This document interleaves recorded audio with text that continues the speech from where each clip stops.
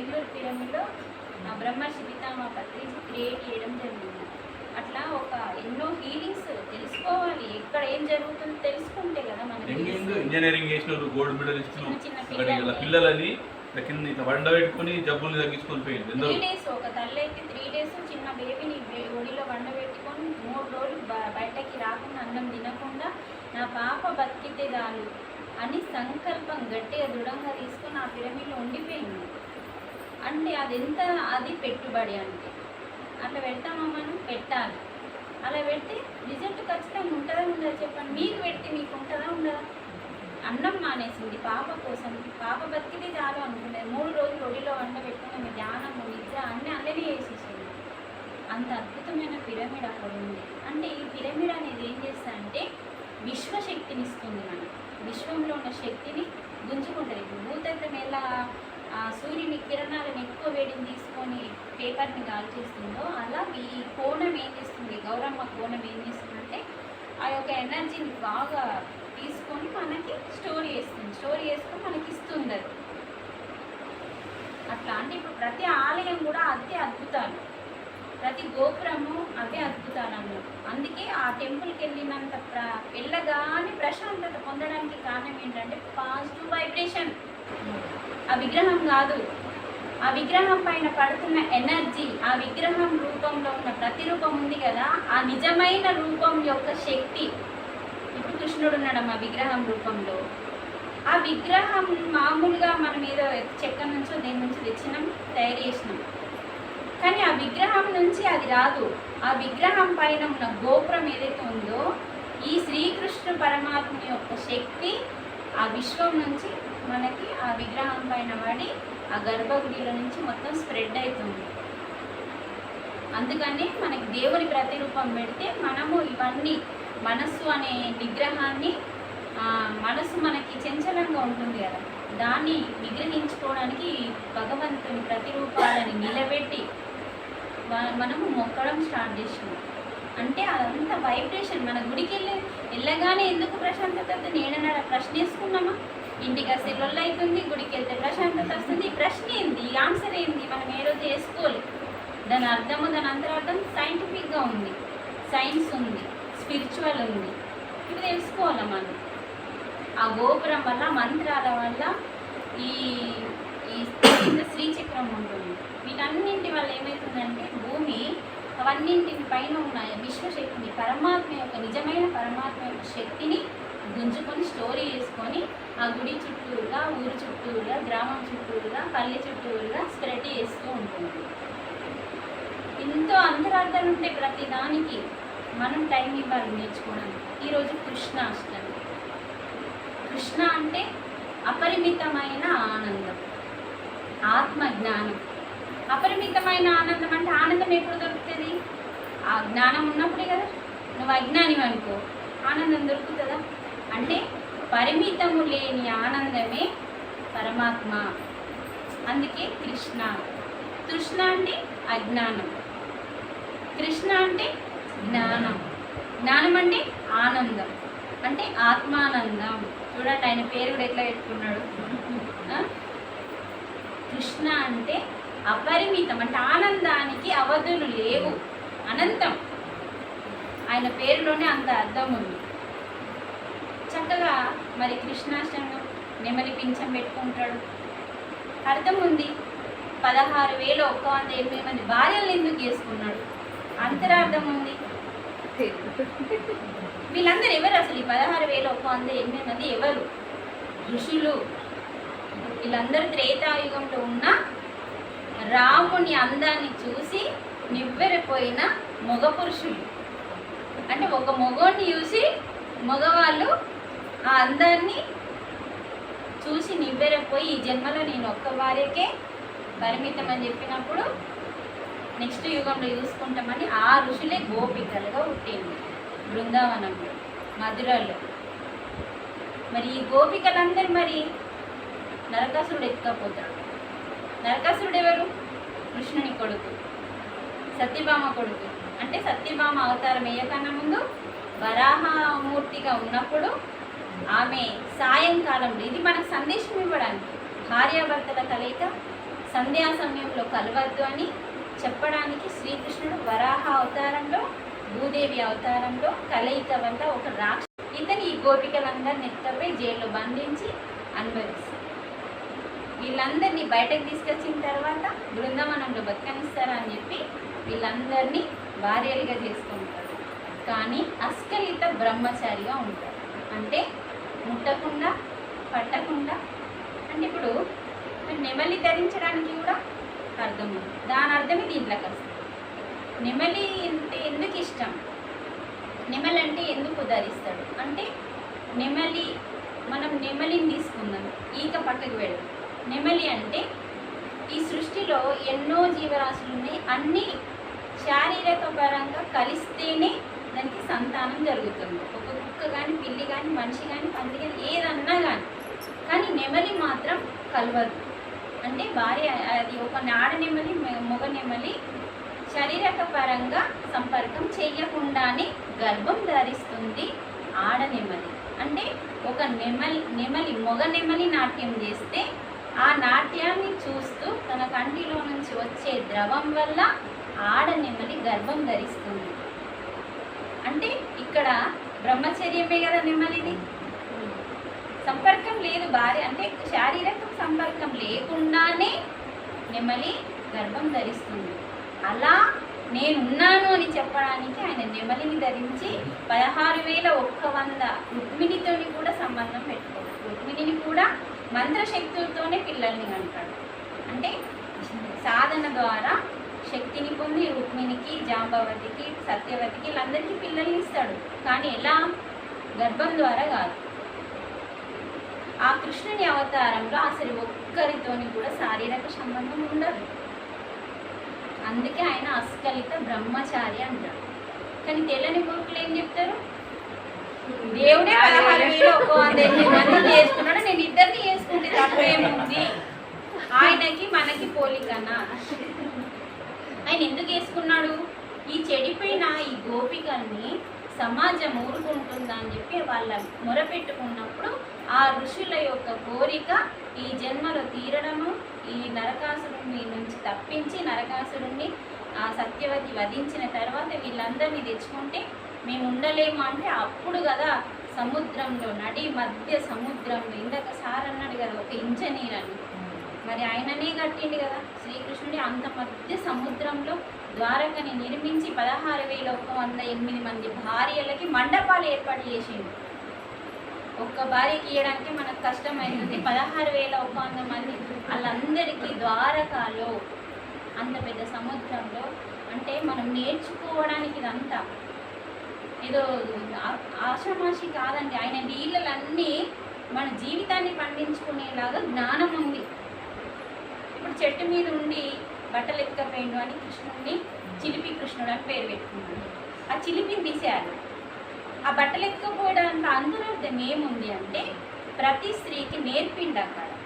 అంటే అక్కడ ఈ స్త్రీలందరూ ఒక వ్రతం చేయడానికి ముందు స్నానం చేయడానికి గంగ దగ్గరికి వెళ్తారు. ఆయనకి ఎన్ని సంవత్సరాలు? 7 సంవత్సరాలు. అంటే ఒక చిన్న పిల్లవాడు చిన్నప్పటి నుంచి లీలలు చేస్తాడు కాబట్టి ఆ చిన్న పిల్లవాడు ఇక్కడ ఎందుకు స్త్రీల బట్టలు ఎత్తుకపోయిండు అంటే వాళ్ళు ఆ గంగామాత దగ్గర వస్త్రాలు లేకుండా స్నానం చేస్తున్నారు. గంగలో వస్త్రాలు లేకుండా మనం ఎప్పుడన్నా గంగలో వెళ్తే ఇలా బట్టలతో స్నానం చేస్తున్నాం. వస్త్రాలు లేకుండా స్నానం చేస్తున్నారు కాబట్టి వాళ్ళకి బుద్ధి వచ్చేటట్టు చెప్పాలి. అంటే మన వ్రతానికి ముందు ఎవరైనా ప్రతి స్త్రీ కూడా వస్త్రం లేకుండా స్నానం చేయొద్దు అని ప్రపంచానికి అందించడం కొరకే అక్కడ మీరు ఇప్పుడు వస్త్రాలు ఎత్తకపోయిందని మీరు తిడుతున్నప్పుడు ఆయన చెప్తాడు. అంటే పరమాత్మ నేను ఒక్కటే, వేరు వేరు కాదు, మేము చేసింది తప్పిదమే, మీరన్నీ ఒప్పుకొని ఆత్మజ్ఞానం ఆ గంగలో ఉన్న వాళ్ళకి ఆ చెట్టు మీద ఉండి ఆత్మజ్ఞానాన్ని బోధించి వాళ్ళ శక్తులతోనే వాళ్ళకి బట్టలు గంగలో ఉండంగా వచ్చేలాగా వాళ్ళని తయారు చేసిండు తెలుసా. ఆ బట్టలు ఇయ్యలే, సినిమాలలో మనకు ఆ బట్టలు ఇచ్చినట్టు చూపిస్తారు. కానీ మనకి మా భాగవతంలో వ్యాస భగవానుడు ఇచ్చిన లీల ఏంటంటే వాళ్ళకి ఆత్మజ్ఞానాన్ని ఆ గంగలో ఉన్నంతసేపు ఆత్మజ్ఞానాన్ని ఇచ్చి ఆ భగవంతుడు వేరు కాదు, నేను వేరు కాదు, అంతా సమానమే అని ఎప్పుడైతే నువ్వు తెలుసుకొని ఆ పరమాత్మని వేడుకుంటావో నీ శరీరానికి వస్త్రాలు వస్తాయని చెప్పగానే వాళ్ళు ఆ జ్ఞానాన్ని నేర్చుకొని వాళ్ళు ఆచరించి చూపించారు. అంటే ప్రతి స్త్రీ ఇలా బట్టలు లేకుండా అంటే చేయకూడదు అని ప్రపంచానికి జ్ఞానాన్ని అందించడానికి అలా లీల చేసి చూపించారు. ప్రతిదానికి అంతరార్థం ఉంటుంది. అటుకులు తింటాడంటారు, ఇష్టం అంటారు. ఇష్టం అనేది లేదు అక్కడ. ఈ ఇష్టాలు కష్టాలు తీసేయాలి. ఇష్టం లేదు, ఇష్టం ఒకటి ఉంటుంది ఒకటి అయిష్టం ఉంటుంది అనేది లేదండి. అసలు దేవునికి అన్నీ ఇష్టమే. ఇది ఇష్టం లేకపోవడం అనేది ఉండదు. దాని అర్థం ఉంది. మళ్ళీ దాని వెనకాల అటుకులు ఏం చేస్తారు, ఉడకబెట్టి తీస్తారు. అటుకులు ఈ వీటి నుంచి రావాలి అంటే వాటిని ఉడకబెడతారు. ఆ ఉడకబెట్టినప్పుడు మళ్ళీ విత్తనము అనేది మొలకెత్తారు. అంటే మోక్షాన్ని పొందడం కోసం. అంటే ఏదైతే మనకు వరి విత్తనం ఉందో దాని నుంచి అటుకులు రావడానికి, బియ్యం రావడానికి ఒకలాగా ప్రాసెస్ ఉంటుంది, అటుకులు రావడానికి ప్రాసెస్ వేరువేరుగా ఉంటుంది. అది మళ్ళీ చివరి జన్మగా చేసుకోవడం కోసం అని అలా ఆ అటుకుల్ని ఇష్టంగా తను అంటే అవంటే ఇష్టం అని చెప్పడానికి కారణం ఏంటంటే దాని వెనకాల ఇది మళ్ళీ ఇప్పుడు అరటి పండుని ఎందుకు ప్రసాదంగా పెడతాం, అది ఒక గెలనే వేస్తాం, మళ్ళీ ఇంకో సంవత్సరం అనేది అట్లా. అందుకని అంటే అది ఒకటే జన్మ. మనం కూడా ఈ జన్మ చివరి జన్మ చేసుకోవడం కోసం అని అరటి పండుని మనం ప్రసాదంగా పెడతాం. ఏ పండు తీసుకెళ్ళాం, అరటి పండే తీసుకెళ్ళాం. అరటి పండు యొక్క మాత ఎవరు, మళ్ళా కదంబల మాత. ఆమె ఎంత గొప్ప స్త్రీ, ఆ చెట్టే ఒక గొప్ప స్త్రీ.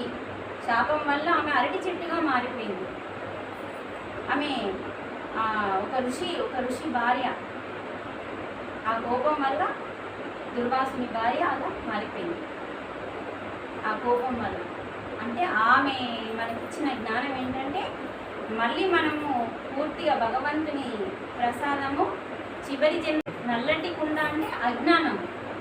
అజ్ఞానం లోపల ఉంది తెల్లడిది, అంటే తెలుపు అంటే జ్ఞానం. అజ్ఞానం అనే కుండ నుంచి తెల్లని వెన్నని తినడం, అది ఎంత అంతరార్థం ఇచ్చిందో చూడండి. మళ్ళీ మనము ఆ ఉట్టిని కొట్టడానికి ఎంత కష్టపడుతున్నాం, సాధన చేస్తున్నాం అక్కడ.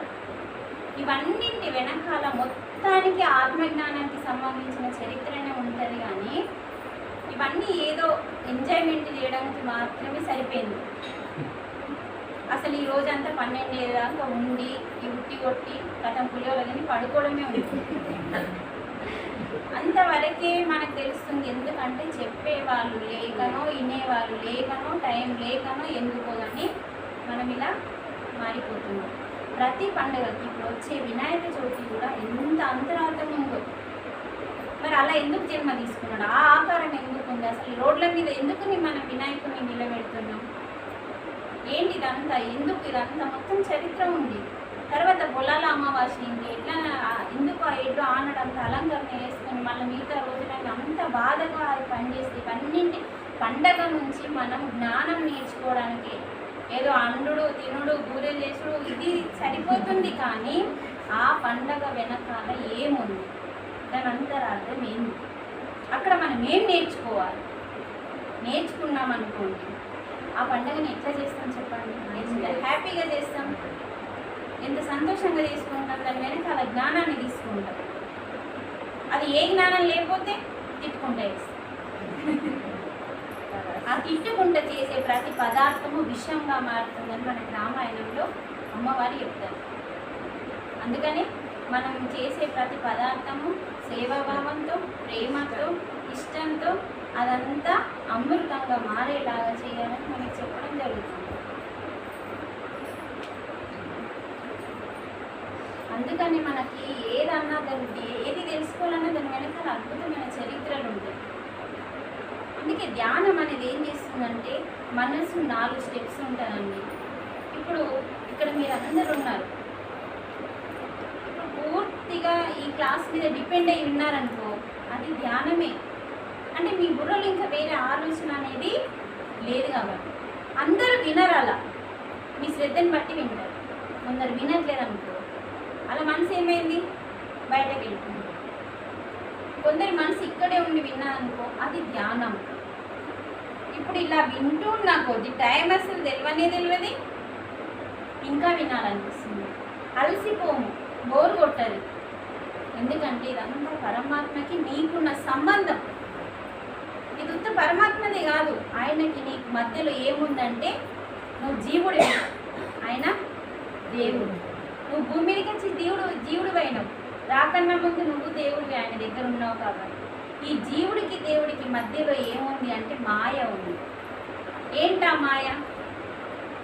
ఇది నాది, అది నాది, ఈ భూలోకమే శాశ్వతం, నేను శాశ్వతం, ఈ శరీరము ఎప్పటికీ ఉంటుంది.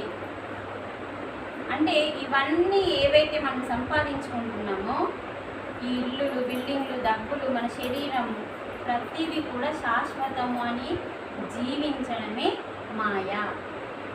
అందుకని వీరబ్రహ్మం గారు ఈ మాయా అని లోకంలో పడకుండా ఉండడానికి ఆత్మజ్ఞానాన్ని ఇచ్చింది. కాలజ్ఞానం ఇచ్చినట్టే ఇచ్చి ఆత్మజ్ఞానం కూడా ఇచ్చిండు ఆయన. కానీ కాలజ్ఞానం విన్నాము, అది జరగలేదా, ఇది జరగలేదు. ఈ కాలజ్ఞానంలో పడి కొట్టుకపోకుండా ఉండడం కోసం కూడా ఆయన ఆత్మజ్ఞానాన్ని ఇచ్చింది. అసలు శ్రీకృష్ణుడు భూమి మీదకి ఎందుకు వచ్చింది, ఎలా వచ్చింది? ఈ భూమాత భారం మోయలేక ప్రతి యుగానికి ఆమె ఏడ్చుకుంటా భర్త దగ్గరికి వెళ్తుంది. త్రేతాయుగంలో అదే లొల్లి, ఈ యుగంలో అదే లొల్లి. అంటే తపస్సు చేసే మునులందరినీ నరకం చూపించింది రావణాసుడు. అంటే తపస్సు చేస్తున్న వాళ్ళకి డిస్టర్బెన్స్ చేసి ఎవరైతే నరకం చూపిస్తారో అది మహాపాపం. ఆ పాపాన్ని మొన్న చెప్పిన, నేను ఒక వీడియో కూడా పెట్టిన. మనం భూమి మీద ఉండడం వల్ల ఆమెకి భారం కాదు. ఏ తల్లులకైనా బిడ్డలు భారం అండి. వాళ్ళు చెడు మార్గంలో ఉంటే అది భారం కదా, మంచి మార్గంలో ఉంటే ఏ తల్లికి ఎందరు పిల్లలున్నా భారం కాదు. అలాగే ఈ భూమాతకి కూడా మనం ఇంతమంది ఉన్నా కూడా భారం కాదు. మన ప్రవర్తన, మన చెడు ఆమెకి ఏమవుతుంది, భారంగా మారి ఆ బరువు మొయ్యలేక ప్రతి యుగానికి ఆయన భర్తతో అంటే నారాయణతో మొరపెట్టుకుంటుంది. అలా వచ్చిన జన్మే రాముని జన్మ, అలా వచ్చిన జన్మే కృష్ణుని జన్మ. అలా మనకి గోలోకం అనేది ఒకటి ఉంటుందండి. రాధాకృష్ణుడు భూమి మీదకి రావడానికి లోకం పేరే గోలోకం. గో అంటే ఇంద్రియాలని అదుపు చేసుకునే లోకం. అక్కడ ఇంద్రియాలు అనేది ఉండనే ఉండదు, మొత్తం ఆనందం, పరమానందం ఉంటుంది. ఆ లోకంలో రాధాకృష్ణులు మాత్రమే ఉంటారు. అక్కడ ఒక భక్తుడు ఉంటాడు. నా ప్రభువు ముందట నువ్వు ఉండకూడదు అని రాధని అవమానిస్తే అక్కడ నారదుడు కూడా ఆయనతో వస్తాడు. కృష్ణ అంటే డోర్లు ఓపెన్ కావు. నువ్వు కృష్ణ అంటే ఎప్పటికీ ఓపెన్ కావు. రాధాకృష్ణ అంటే ఓపెన్ అయితే అని నారదుడు వచ్చి చెప్తాడు. నేను అనా అంటాడు. నేను అస్సలకే రాధా అని అనా అంటాడు. నా ప్రభు ముందర ఆ స్త్రీ ఉండకూడదు అంటాడు. అలా అన్నగానే సరే నువ్వు అనుకుంటాను, ఆ డోర్లు అయితే మనకి ఓపెన్ కావాలి కదా అని చెప్పి నారదుడు రాధాకృష్ణ అనగానే ఓపెన్ అయింది. అందుకని ప్రతి స్త్రీని ముందరనే పెట్టింది. సీతారాముడు, లక్ష్మీనారాయణులు, శివపార్వతి, శ్రీమతి ఆయనను శ్రీ అని పెట్టింది. మనకి ఫస్ట్ మన పేరు లేకపోయినా మనని శ్రీమతి అని పెడతారు. ప్రతి ఇన్విటేషన్ మీద ఫస్ట్ శ్రీమతి, తర్వాత స్త్రీ, తర్వాత మన సార్ పేరు ఉంటుంది. అట్లా అంటే మనము ఒక శక్తి కాబట్టి సీతారాముడు, లక్ష్మీనారాయణులు, శివపార్వతి, శ్రీమతి ఆయనను శ్రీ అని పెట్టింది. మనకి ఫస్ట్ మన పేరు లేకపోయినా మనని శ్రీమతి అని పెడతారు. ప్రతి ఇన్విటేషన్ మీద ఫస్ట్ శ్రీమతి, తర్వాత స్త్రీ, తర్వాత మన సార్ పేరు ఉంటుంది. అట్లా అంటే మనము ఒక శక్తి కాబట్టి అందుకే స్త్రీని ముందు ఉంచడానికి కారణం. స్త్రీ అంటే ఆది శక్తి ఉంటుంది, మనకి వాళ్ళ దగ్గర బలం ఉంటుంది. ఈ రెండు కలవాలి కాబట్టి అలా అనగానే ఓపెన్ అయిన తర్వాత వాళ్ళిద్దరు లోపలికి వెళ్ళిన తర్వాత కృష్ణుడు అక్కడ ఉండడు. రాధని ఘోరంగా అవమానిస్తాడు. కానీ ఆమె ప్రేమించేది కదా, అంటే శత్రువుల్ని కూడా ప్రేమిస్తాడు. అది మనం ఆమె దగ్గర నుంచి నేర్చుకోవాల్సింది ఏంటంటే, మనం రాధాకృష్ణ ఫోటో పెట్టుకోవాల్సిన అవసరం లేదు, రాధాకృష్ణ అనవలసిన అవసరం లేదు. రాధ అంటే ఏంటిదంటే శత్రువులని కూడా ప్రేమించే తత్వం ఆమె దగ్గర ఉంది. అది మనం నేర్చుకోవాలని ఆమె మనకు నేర్పుతుంది. మరి కృష్ణుడు అంటే ఆనందం. ఇక్కడ ప్రేమ, ఇక్కడ ఆనందం, జ్ఞానం. ఇలా ఆమె ఆయనని ఎంత తిట్టినా ఇష్టపడుతుంది. కానీ ఆయన ఏం చేస్తున్నాడంటే మీరు రాధా రాధా అనద్దు, భక్తులు ఉంటారు, రాధా రాధా అనద్దు, ఆపేయండి అంట. కావాలంటే ఆ గొంగళి పురుగుని చూడండి, దాన్ని చూసి రాధా రాధా అనండి, అదేమైతుందో చూడండి అనగానే దాన్ని చూసి వీళ్ళు రాధా రాధా అంటారు. అనగానే అది అగ్ని పడి చనిపోతుంది గొంగళి పురుగు. తర్వాత మళ్ళీ సీతాకోక చిలుక వస్తుంది, అది కూడా రాధా రాధా అనగానే కాలిపోతుంది. మళ్ళీ ఒక పసి పాప వస్తుంది, నన్ను కూడా రాధా రాధా అనుండి అని ఆ పసి పాప వచ్చి చెప్తుంది. ఇందాక వాళ్ళిద్దరి అనిపోయిన నేను అంటే నువ్వు చనిపోతావు అద్దమ్మా అంటే, లేదు అనబడుతుంది, అనాలి అనాలి అని అంటే ఎందుకు అనాలి అని అప్పుడు ప్రశ్నిస్తాడు ఆ భక్తుడు. ఎందుకంటే ఆ గొంగళి పురుగుని నేనే, ఆ సీతాకోక చిలుకని నేనే. ఎందుకంటే రాధా రాధా అనే ప్రేమతో పలికిన దానివల్ల, ఆ సత్సంగం వల్ల ఈ గొంగళి పురుగే సీతాకోక చిలుక, సీతాకోక చిలుకే చిన్నారిగా నేను వచ్చాను. ఈ చిన్నారి మానవునికి దగ్గర కావాలని, అంటే దేవకన్య కావాలని చెప్పి, మామూలు ఆడపిల్ల దేవకన్య కావాలని రాధా రాధా అని నేను అంటున్నాను. రాధకంత శక్తి ఉంది, ఆ ప్రేమకంత శక్తి ఉంది అని చెప్పి ఆయన కన్ను తెప్పిస్తుంది. మరి ఎందుకు వచ్చినామని శ్రీకృష్ణుడు అడగగానే, బ్రహ్మ నీకు సందేశం ఇచ్చిండు, నువ్వు భూలోకానికి వెళ్ళడానికి సమయం ఆసన్నమైంది, ఇంకా మీరు వెళ్ళాలి భూలోకానికి, భూమాత పిలుస్తుంది, ఆ భారం మోయలేకపోతుంది, కృష్ణుడిగా నువ్వు భూలోకానికి వెళ్ళాలి అని చెప్పి చెప్పడానికి, సమాచారం ఇవ్వడానికి వచ్చినాయని ఇంత పెద్ద కథ చేస్తారు.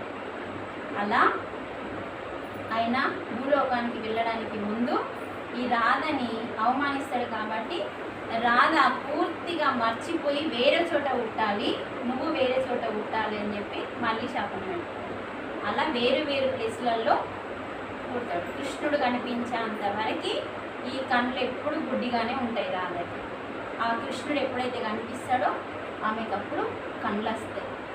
అంటే వాళ్ళ నుంచి మనం నేర్చుకోవాల్సింది అందరినీ ప్రేమించాలి, అందరినీ ఆనందం వైపు తీసుకెళ్ళాలి అని రాధాకృష్ణ అని పెట్టింది. అంత అంతరార్థము ప్రతి దాంట్లో ఉంటుంది. అలా భూలోకానికి రావడానికి కారణం. అలా ఎందరో దేవుళ్ళందరూ కలిసి ఆ మధురలో యాదవ కులంలో వీళ్ళందరూ జన్మించి ఈ యొక్క ద్వాపర యుగాన్ని మరి ధర్మబద్ధంగా నడవడానికి కారణమైంది వీళ్ళందరూ. కృష్ణుని ఇంకెన్నో లీలలు ఉంటాయి.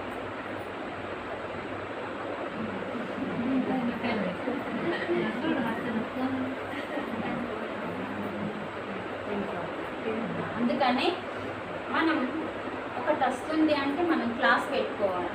లేకపోయినా మనం ధ్యానం గురించి ఎంత సబ్జెక్ట్ ఉందో, అసలు శ్వాస అంటే ఏంటిది, శ్వాస మీ మనసుని ఎలా కంట్రోల్ చేస్తుంది, మనసు 4 స్టెప్స్ ఉంటాయని చెప్పింది. మనకి ఏం తెలియదు, మనసు ఒకటి ఉన్నదని తెలుసు, కానీ ఎలా ఉంది, చంచలంగా ఉంది. చంచలం అంటే ఏంటిది,